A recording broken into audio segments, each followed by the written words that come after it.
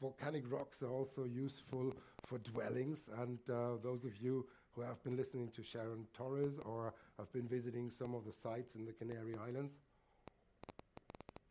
you probably saw or heard about some of these dwellings in volcanic rock, and this is from Gran Canaria. This is Cenubio de Valaron.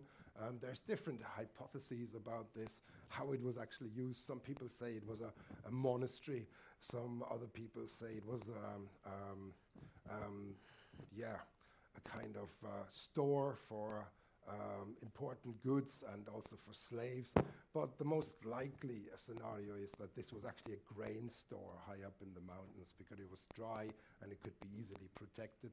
Whatever the exact reason is, it was exploited by the local people at the time, and these little caves, the little cavernous structures here, they were used to store things and maybe even as dwellings.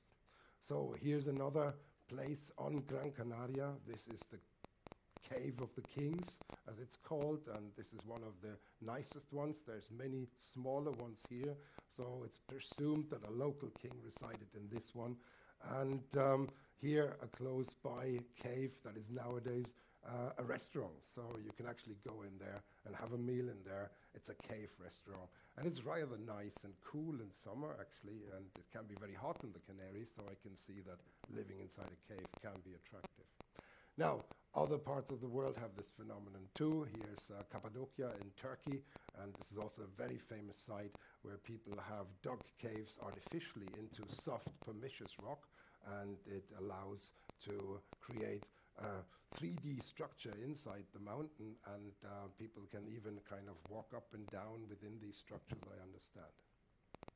So, thinking about building with rock, well, we have to first of all realize that many buildings have been put on rock. And here's a few examples. This is in France, Saint-Michel, and here's the Regensburg in Austria, and this is Edinburgh Castle in Scotland. All of these, they sit on volcanic rock, on former volcanic vent fills, and they are very hard.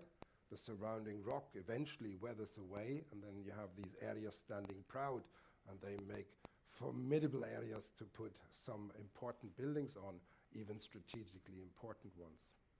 So, and this is not just a feature in Europe, this is also very common in other parts of the world. Bringing you back to Indonesia here. Here's Merapi volcano, and just at the foot of this volcano is several large temples. Here is Borobudur. This is the largest Buddhist temple in the world. And then there's Prambanan, which is one of the largest Hindu temples in the world. They were all abandoned some almost 1,000 years ago, probably because of a major eruption of the volcano, but they're entirely built of volcanic stone from Mount Merapi. And of course, this is not just something that has been developed at active volcanoes. This is also something that the Romans have already exploited. They brought rocks from a little further away to, for example, Rome.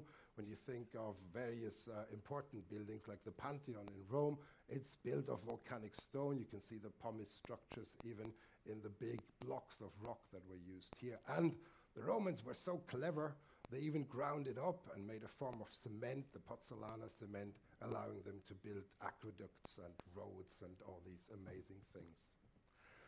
Now, if you think to the Canaries and a little bit further in time, the colonial Spanish period, well, this is Arico Church in Tenerife, and here we have a Spanish colonial building, and this is, of course, made of volcanic stone.